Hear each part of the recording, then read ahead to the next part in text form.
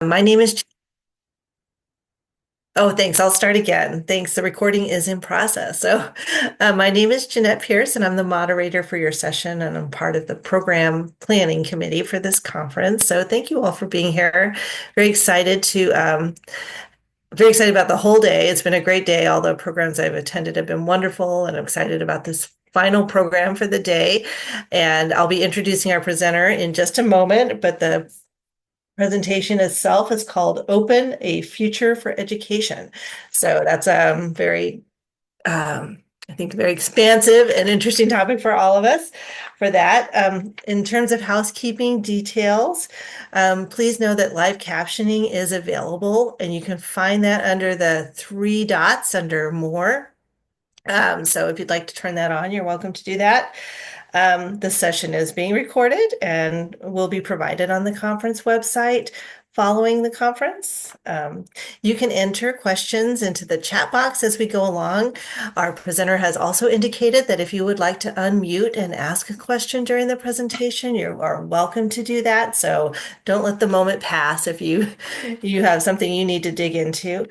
And but you can also engage on chat throughout the presentation and ask questions afterwards, and I help to make sure those questions are addressed at the end. If you have any technical difficulties, you can try chatting initially with Andy King through a direct chat. He's our Zoom host today. Thank you, Andy. Or if you are having more difficulties and need to get outside of Zoom, there is an opportunity for technical help at the bottom of the Schedule platform page for the conference. So you can always go there as well. So we're glad to see lots of people joining us. I just covered some housekeeping things, but if you do have any questions about the presentation, feel free to direct message me, Jeanette. I'm your moderator for the program this afternoon. So at this point, I'd like to introduce Benjamin Aloe. Benjamin is from, you'll have to correct me if I say this wrong, Benjamin, Turkey Meadows Community College? He nods, great. That's pretty good. And he is an instruction and OER librarian there. Ben focuses on pedagogy, information literacy, and student success, and serves as a facilitator for faculty interested in implementing OER or open pedagogical practices in their curriculum. Benjamin's presentation will explore how OER and open pedagogical practices can help us shape a more equitable and responsive future. So thank you, Benjamin. I'll let you take it away. Great. Thank you so much, Jeanette. And thank all of you for coming. I know it's the last one of the day, so I appreciate it. And as Jeanette was explaining, it's somewhat of a speculative kind of presentation. I'm not really claiming to have any answers, but more probing at questions. So I would love it as much as people would like to participate, to offer alternatives, disagreements, ideas, but also to share your questions. And some of it gets a little bit conceptual. And so if I'm introducing something that's not really clear and we want to elaborate on it, please do that as well. I'll try to look at the chat. Jeanette will as well. So if you have questions or things you want to put in there, that's great. If I'll try to pause as well. But as I was telling Jeanette earlier, I have like a 3-second silence panic mode. And if my students are quiet for more than 3 seconds, I'm like, oh no, what's happening? So I will try to be patient and give this session a little bit of silence for you to unmute if you wish, or to think of questions and put it in there. So without further ado, let me talk just a little bit about the idea behind this. And so this kind of came out of a community of practice that I participated in. Before Truckee Meadows, I was over at Phoenix College in the Maricopa system. And it was a great community of practice. And so, it was a great space to ask some of these questions. And this presentation is somewhat speculative in that I'm asking questions, I'm making predictions based on what I'm observing and seeing and those kinds of things, but still nothing that concrete. And I want to ask certain questions about, like, where is open education going? What might the future of education in general look like? And how might open education really fit into that, right? And for me, open education, right, is very much beyond simply OER. And we'll talk more about that as we go. I'm purposely avoiding AI in anything that I present, but it's completely fair game. So as we unpack and discuss things, as you have questions or ideas, please don't feel like you have to shy away from AI, but also don't judge me too harshly for not mentioning AI, because it will play a role, both good and bad, perhaps, in just about everything that we talk about. Okay, so let me move on. And just to kind of get started, this is a little bit of a framework, but by no means are we limited to this. But these are some of the ideas that I've seen in other fields, that I've seen in the world around me, and I'm starting to see in education. So this is one version of what a future of education may be. And primarily I'm looking at higher education, but I think certainly could apply to many different realms. So I think we might start seeing education get more and more tailored, customized, learner-centered, right? And I would liken this to TV. None of us watch the same shows anymore, right? Somebody is streaming something from 10 years ago. Somebody else has a subscription to, Hulu or Netflix. They're watching that. Somebody else is watching. So it's very much you can pick exactly what you want to watch for your entertainment anytime you want it, right? And then there are bots that suggest things based on your past history. I think education may start to go more in that route, right? Where the learner can select tools and lessons and all sorts of learning opportunities, very much centered to them, their habits, what their interests are. I think education, and this very much coincides with open pedagogy, will become more democratic. And I liken this to journalism. The same way the role of the journalist, the opportunities to be a journalist who participates in journalism has really expanded. In my view, essentially, if you have a smartphone with a camera, you can be a journalist at any moment, right? And I realize there might be a lot of pushback on that, but I think the idea of capturing things, being an eyewitness, but also providing commentary, right? YouTube and many social media platforms are a primary source of news and journalism for many participants. And it's just as easy to consume and digest information as it is to share and produce information. And I think education is also heading in that direction. I see education as becoming more social, and I would liken this to Wikipedia or Yelp, right? The same way that it's kind of many voices contributing, many opinions and perspectives coming together to try to build some kind of knowledge. I think education will also go in that route. And again, I don't think it's hard to see how OER fits that model very much, in that it doesn't need to be a solo project where you write a textbook from beginning to end, but you may collaborate in many different creative ways to put something together. And then finally, I think education will become more and more non-linear. And if I look kind of defeated and exhausted, it's because we're working on the house I live in, trying to renovate it. And it's very much like, okay, this weekend, let's try to tile the bathroom. And 2 weeks from now, we will paint the doors, that kind of thing. And I can very much see how education, or at least one path of education, has become or will become very much in that route, right? What do you need to know at the moment? What tasks or challenges do you have at that moment? And then you become educated with the skills and conceptual knowledge to address that at the moment, right? And so if I have to, put in a new kitchen, I will educate myself on how to put in a new kitchen for that period, right? But I'm not necessarily moving on to, well, and how do you put in a new roof and how do you lay a foundation? Like those are things I don't need to know right now, right? And I think education as a whole may go down that path, right? I do want to cite, some influences, but I wouldn't really say this is like a very standard research project. But one commentator that I'm appreciated is Ken Robinson, and he also offered some other analogies. So maybe considering a fast food versus a Michelin-starred restaurant, right? Fast food, very much standardized. You know what to expect. They are churning out many, many, many copies of the same thing, right? And that's one version of what education could be. And then there's the Michelin five-star restaurant that's customized and local and more circumstantial. And perhaps any given night, you don't know what they're going to serve, right? That could be another version of what we might see coming out of this.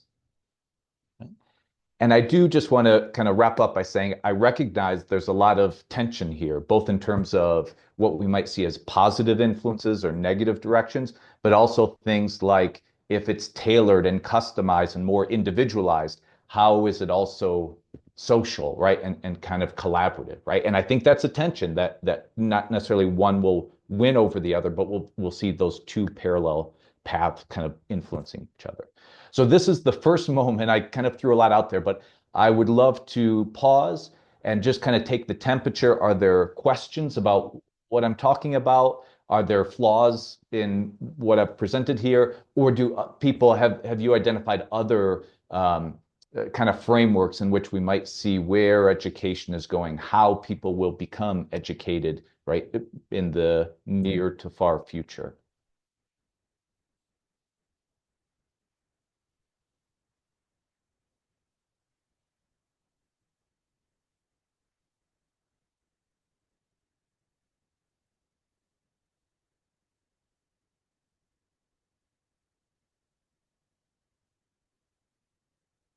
Okay, Jeanette, that's a great question, and I will talk more about that.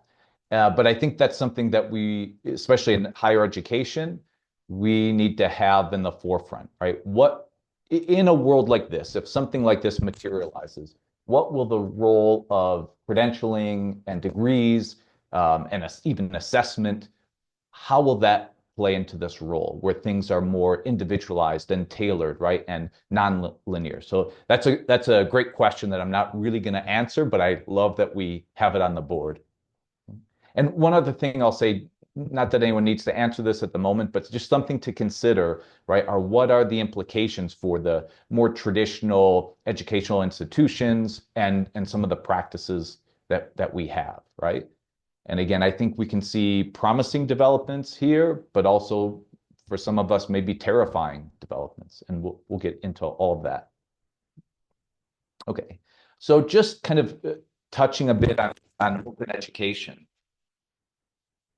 I want to stress, and I think the field is really going in this direction.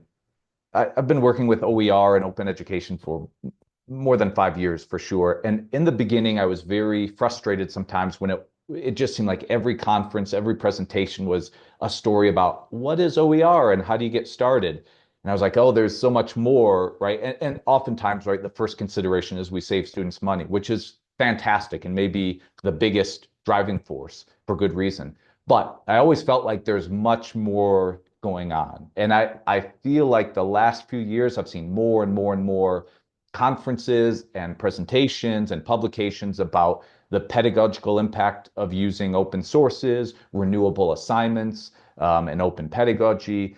And so I want to stress that this is looking at all of those things, right? Online courses, and really thinking about how the learners and the people in our classrooms or taking the course are also participants and even creators. And I can touch more about that if anyone is curious. I just went to a session last week that talked about all the creative ways you can get your students to really become participants and creators and start to produce openly licensed works, whether it's OER or something a little different. But that's kind of what I have in mind. And I just want to stress in that vein, there is so much potential in terms of who has access, in terms of equity to information, in terms of democratizing information and knowledge, social justice. I think when we talk about who's writing OER, who's adapting OER, right, we can look at that. There's a certain amount of flexibility and collaboration, but also I would say agency that as we go down this path of open access journals and OER and open pedagogy, I think the learner and the person who more traditionally would consume information knowledge will become more and more of a participant, right? And for me, all this wraps up into this goal of lifelong learning. As we continue down this path, I don't think learning will be reserved for the college years, so to speak, right? Or your K through 12 experience. It will be required and necessary to kind of survive in the world and the job market and all of those things, but also it would be a real benefit. Again, much like with TV, if you wanted to watch a movie 25 years ago, like you had to acquire that movie. Now you can just decide, what do I want to watch? You can watch almost anything anytime you want. Lifelong learning will take on that role where you will have access to information and knowledge and courses and all kinds of things where you can continue that learning process whenever you want, however you want, that sort of thing. Okay, so as we look at those first two slides, the future of education, at least in Ben's mind, and the opportunities and the developments of open education, I think we really should acknowledge, and this is where I'd like to focus most of the rest of the session on the inherent challenges. And again, I think all of them are opportunities and can be very positive forces, and all of them represent some challenges, maybe dire challenges that we need to address. So one of them, right, and I kind of have it juxtaposed with what I just talked about, but what does authority and expertise mean anymore, both in terms of the content expert, but also in terms of the teaching expert, right? As we develop open textbooks, open publications, all using all sorts of media, and again, AI will play a role in this. Who is the expert? Does that get muddy? Do we care? Do we redefine who the expert is? And initially, I'm somewhat terrified. Like I want the people who really devote their time and attention to becoming an expert. That's whose perspective and information and evidence I would most like to see. But I'm reminded again by that instance of journalism, and I would say that the more traditional journalist who works at a big newspaper or something and has those confines is not really at least in my opinion, where you're going to always find the best perspectives, the least biased news. They leave all kinds of stories off the front page or completely ignored. That what I would call a citizen journalist, right, who is maybe a slight expert in one particular thing can highlight. And so it's just something we might think about, right? The democratization of information and knowledge and pedagogy versus, right, our need to consider, are they an expert? Do they have an expertise? How do we define that? I also think, and this may be a new term for some, it's been out there a little bit, but kind of that learnification process and the stress on learning. I'll better define that in just a moment, but that versus pedagogy. And to what extent, when you can customize and tailor your learning experience, are you going out in a very transactional way and saying, I want this and I want that and I need to learn this? Or are you still making room for what I would consider a very valuable practice of pedagogy, where we're leading students and learners through a certain process, not randomly, but with a real design in mind of how learning might really take hold?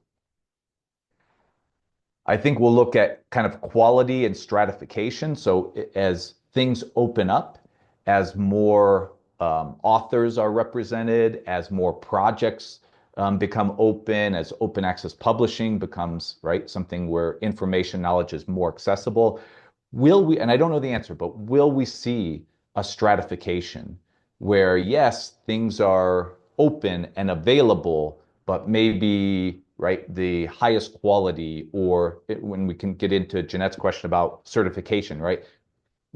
Maybe you can be as educated as you want, but to get that certification, right, there's a stratification of what you have access to or what you can really do with it. And this is where I think a little bit of the concept of negative liberty, in terms of nothing's preventing you from doing whatever you want, right? But just like we would see in the political realm of negative liberty is kind of like a libertarian, right? Where nobody stands in your way. But the critique would be, are you actually empowered to do much by yourself with no structure, no support, right? I think the same thing could be here. If you said, hey, the world of knowledge is available for free, have at it. I don't know that that's really that helpful of a situation for someone who is a true learner, right? And they don't really know how to direct that process. And then finally, with certification and nonlinear learning, if students are not necessarily going down a path, not necessarily following a curriculum, what does that mean, right? Are they certified? Will we really see, I don't mean this necessarily negatively, although maybe I do, but like a degradation of degrees and certifications where we have these micro credentials and little badges and just kind of measuring every little lesson that you went through as some kind of proof that you thought about it and read about it and passed this, 5-day course or whatever it might be, right? Okay, so this is another moment. I see some comments in the chat, but I'll do my best to hold my breath and pause and give you guys a little bit of space to think, share ideas, and again, anything critiquing this, adding to it, or asking clarifying questions. But I will go through all of these bullet points in a little more detail in just a moment.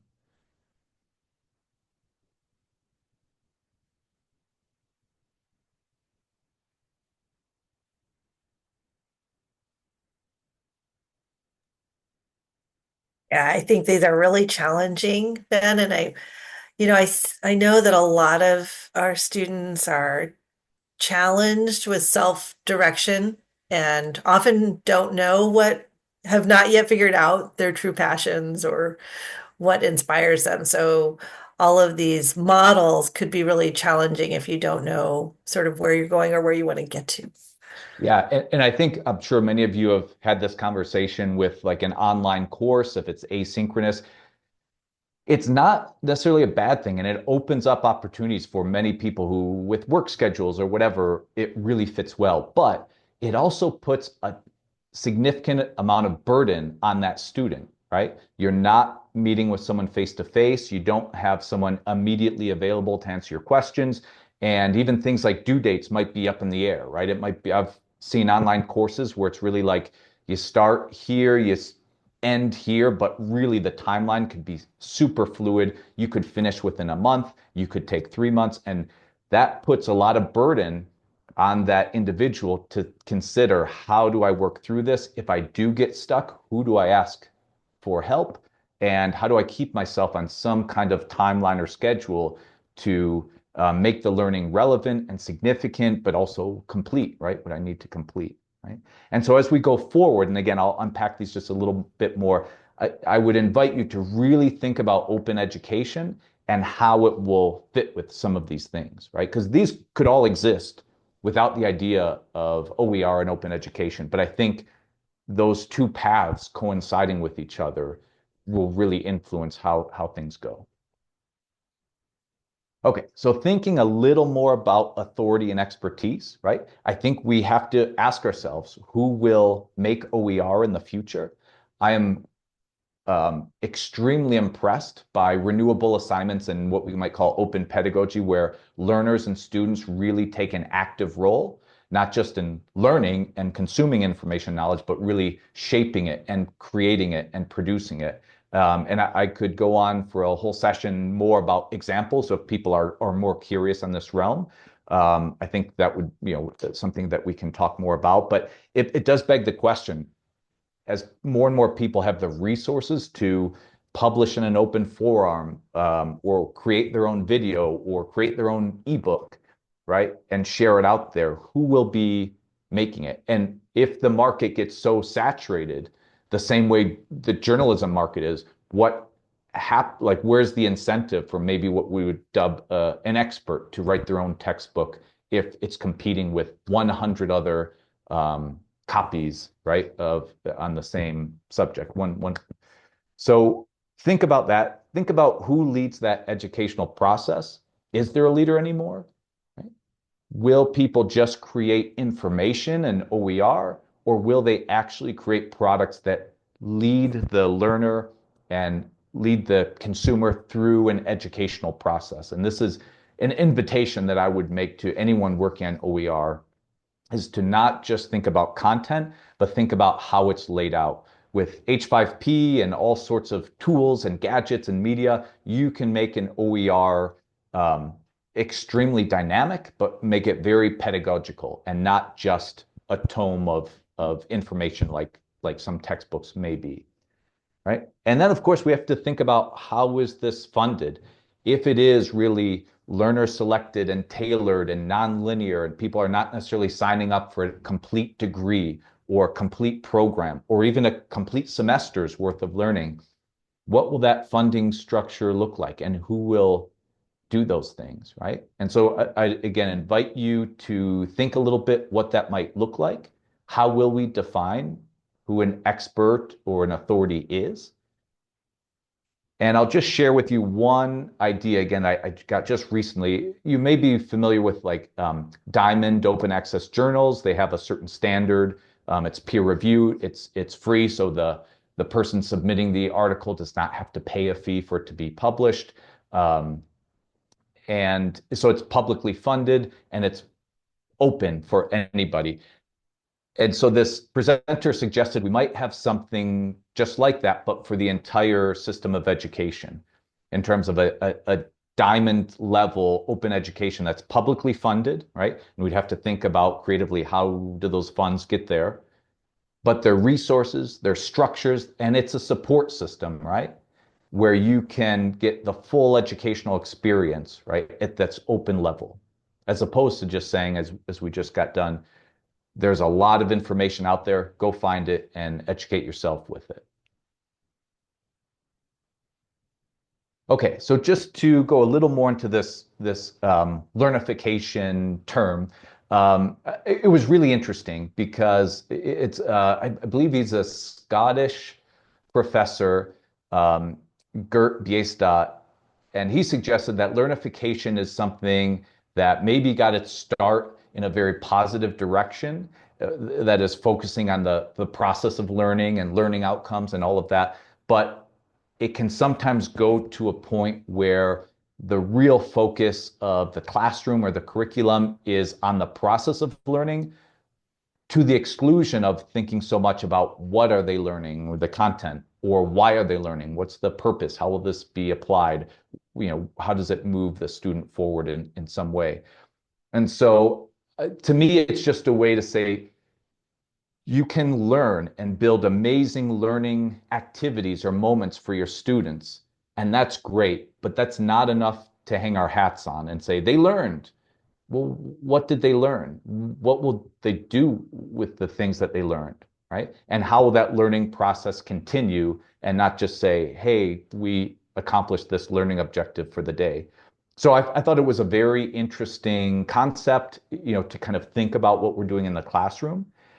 And for me, it's just a gateway to think about what do instructors do besides setting up a course and providing, let's say it's an OER to their students, right? Or another way to think about it is what's the difference between an asynchronous course and a synchronous course where you have an instructor live meeting there, right? And for some, there might be no difference, but I think we want to consider what is the pedagogy that we add to a course? What kind of teaching are we doing beyond just supplying our students with information material for them to digest?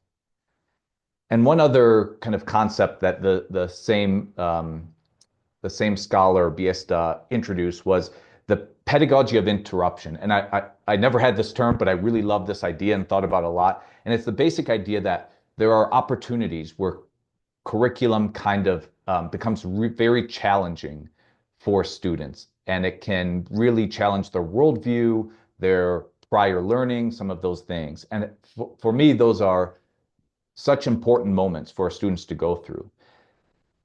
As we get into the future and students can better select what they're learning, how they're learning it, who they're learning it from, all of those things, right, are very tailored.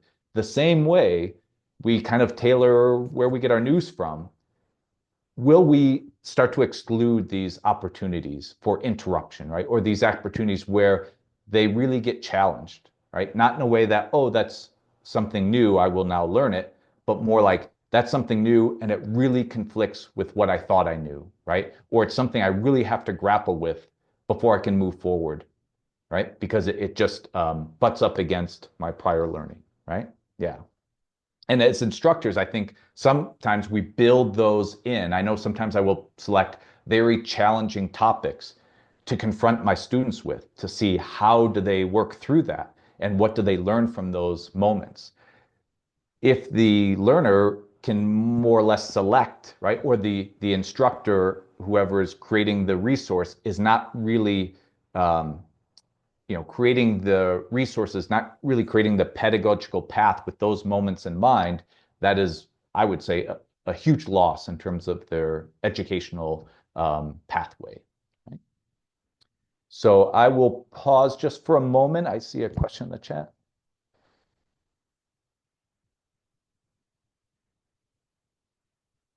Yeah, Katie, that's I think a great question and a great point. I think your question phrased it better than I can. But yeah, I completely agree that if we get too reliant on our material, whether it's courseware, OER, whatever it might be, you have to ask yourself, right, what really is the learning path, right? What are students going through in terms of a transformational experience, and what role are we playing, right?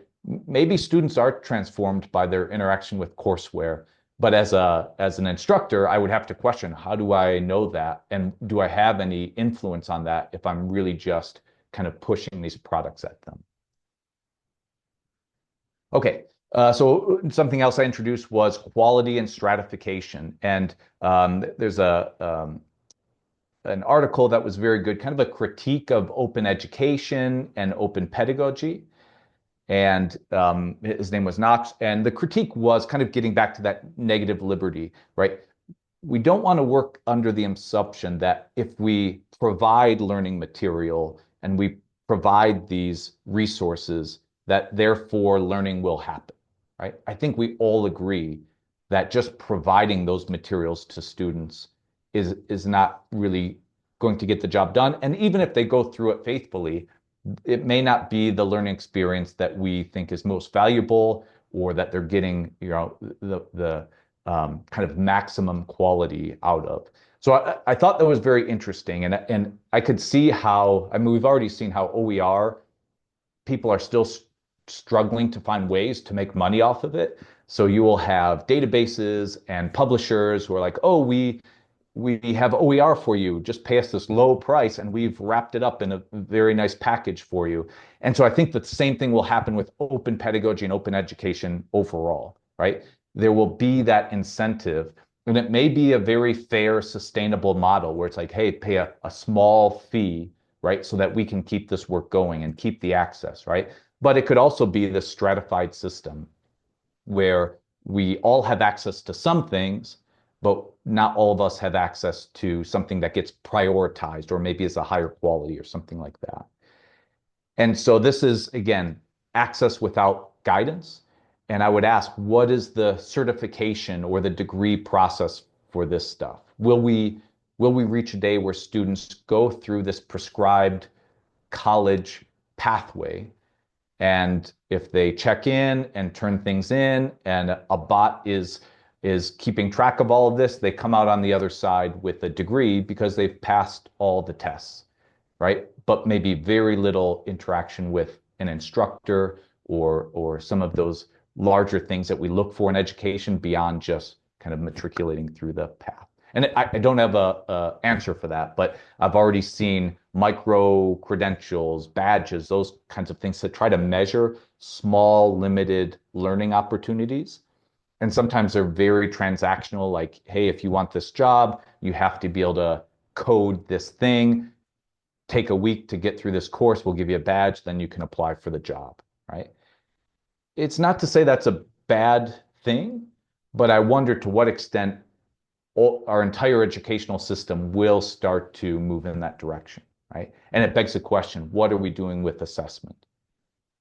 I am passionate about assessment, but I'm very skeptical that oftentimes we're measuring numbers or setting things up so that we can easily use it as evidence for assessment, as opposed to the real grappling of what did my student look like on day one versus how do they look at the end of the course or maybe the end of their degree? And then can we really account for learning in a meaningful way? Because learning is not always going to happen week to week, assignment to assignment, the way we'd like it to. And I'll just throw out there one idea that I really love is this community of practice. I think it is a way that we can reflect with each other, rely on each other, interact with each other, and learn from each other, right? But without necessarily having that model of an instructor leading us or an expert, right, designing everything for us. And so I've engaged with a few different communities of practice. Everybody comes with a different agenda. Everybody comes with different perspectives, and we really do help supplement and help each other through some of these learning moments. And I'll just throw out there one kind of bonus consideration. I had a colleague at Scottsdale College who had an incredible presentation, and his name is Eric Haas, and he focused on wide-angled education or wide-angle thinking. And I'll get down a little more into that in just a second, but essentially he asked the question, what distinguishes us from robots, or right, we might say current AI models, right? Are we different? And I say current because who knows what is coming in 6 months or a year or 5 years from now. But at the moment, I would say we have a lot to offer students and a lot to offer our societies that AI cannot do. And I would say one future for education is to really lean into that, right? What are we doing for students? How are we learning? What kind of information and concepts and skills are we teaching that AI or robots can't do? And oftentimes when I think about that, I think this is the real value of what we're doing, right? Critical thinking maybe being one of them, lifelong learning and that flexibility being another. And so what Eric Haas was talking about, and it was somewhat a direct reflection to the direction that many institutions are going in, where they want degree pathways to be very well defined, very narrow, and very efficient for the student, which is not a bad goal. But what do you lose in that? And he was making the argument that you lose this wider education, this wider way of thinking. You might think of it as more of a generalist versus a specialist. His argument is we are more and more training students to be specialists in a certain field and really losing some of that generalist way of thinking and approaching problems. Right. Part of that is being more interdisciplinary. And he really made the argument that not only is this nice and oh, it makes us feel good to think of students as being very kind of wide thinkers and interdisciplinary, but it really is essential to survive in the future world that we're sending our students out into. And that is if you are very much trained as an expert accountant, that may not be enough because AI will probably start doing everybody's taxes very, very quickly, right? And so you might say, well, how do you take your knowledge of accounting with your knowledge of, say, the political system and your knowledge of the environment and start to think of, very creative ways that we as a society can fund and solve some of these problems, right?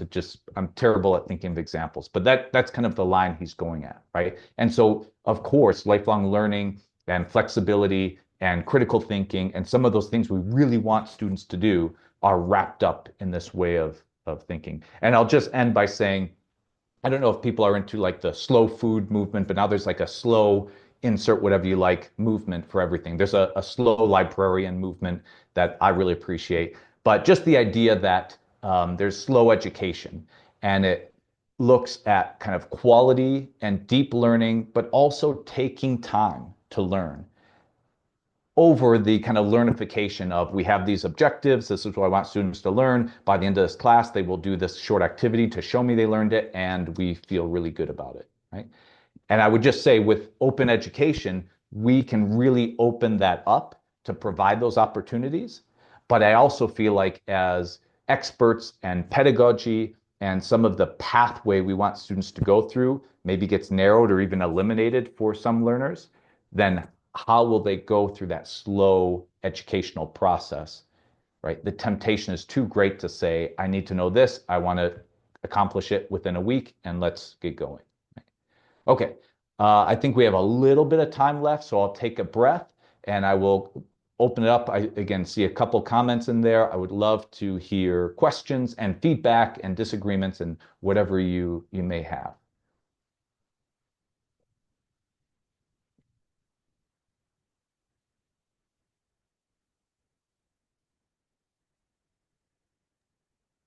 Do feel free to open your microphone phone if it's easier to ask a question than write something in the chat. These are challenging ideas you brought to us today.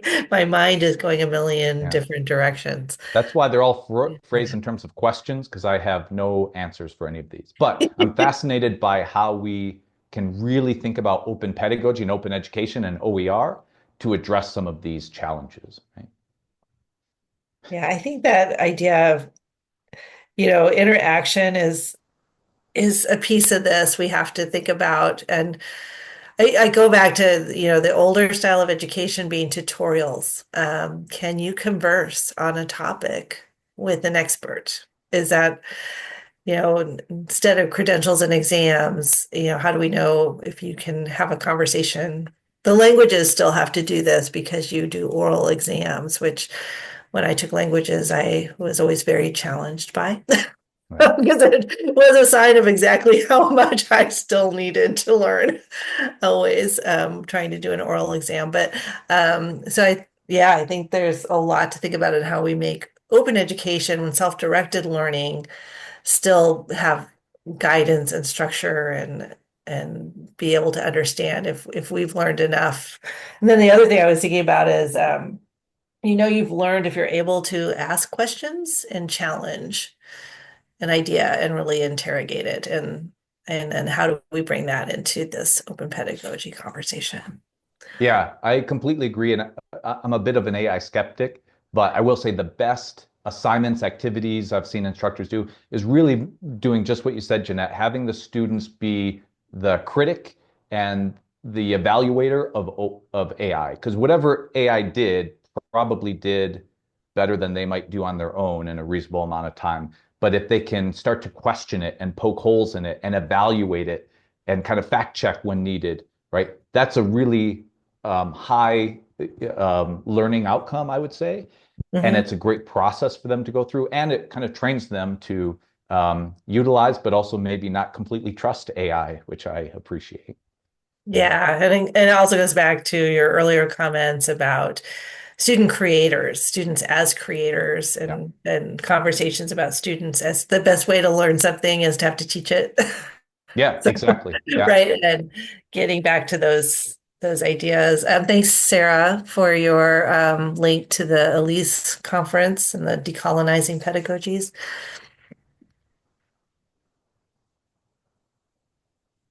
Yeah, and just to piggyback of that, I feel like students will sometimes be better instructors than we are. So maybe they don't have the bandwidth or expertise to do that throughout the whole course. But if you ask them to create study guides, write short summaries, right? If you're teaching a history course, it's kind of my field, right? Ask them to look at the textbook and say, what's missing, right? What perspective or event in history or whatever, and add a little something. Like students can really add value. And again, sometimes in ways that are more helpful to their peers than what we might come up with.